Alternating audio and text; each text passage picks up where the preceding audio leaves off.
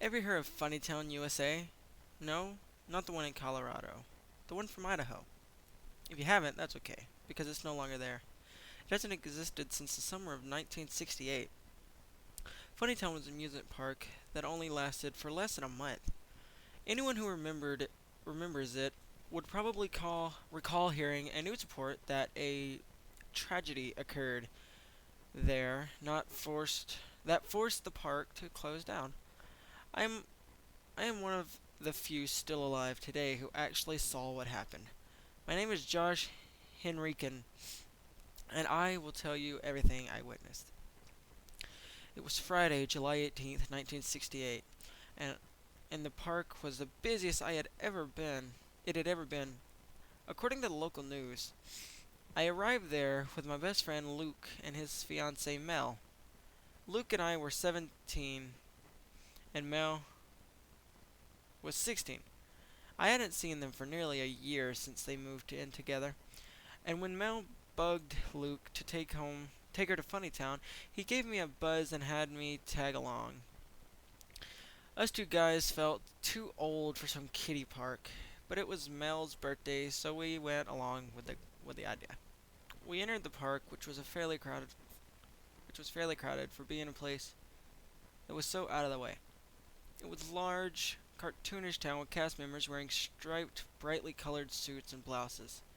There were many booths set up along the streets with typical amusement park stuff like unhealthy food and games for winning prizes.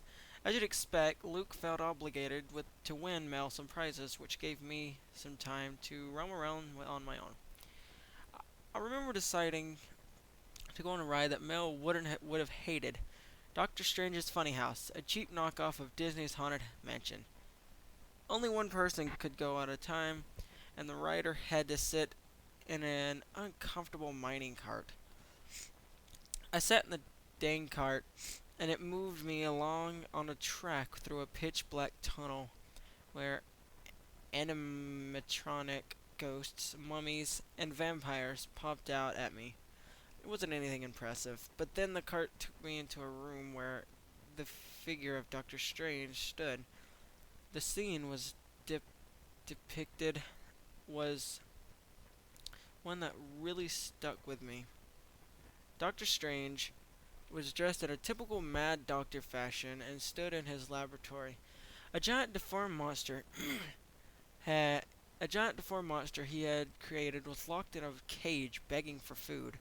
The crazed doctor was standing over a female victim that was strapped to a table, and he was her up with an axe, feeding her body parts to the monster. Although the scene was done with cheap animatronics, I had no idea it was really an omen for what would happen next. The ride ended, a cast member pulled me out of the cart, and I was in a black tent. As I walked towards the opening, I suddenly heard what sounded like an alarm. I exited the tent and saw that everyone was in a panic and the noise continued, yet there didn't seem to be any sign of danger. Some people headed back to the parking lot, while others stood there acting very confused. Even the people in charge of the park didn't know what to do. That's when everything got very, very terrible. The alarm had a horrible effect on some people, and it started with the cast members. One by one, they began to rip the flesh from their faces clean off. Then guests began to do the same. Those that were faceless began shouting the most insane things I ever heard to someone in the sky. The alarm continued to sound, and those that had not mutilized themselves were brutally attacked by the crazy ones. Chaos erupted all over Funnytown, and blood covered pavement and soaked the grass, creating huge puddles that some people slipped on while trying to get away. Those who were once holding hands were now impaling and hacking away at each other. I was so paralyzed by fear that I could not fucking move at all. Move till I saw someone on fire running directly at me.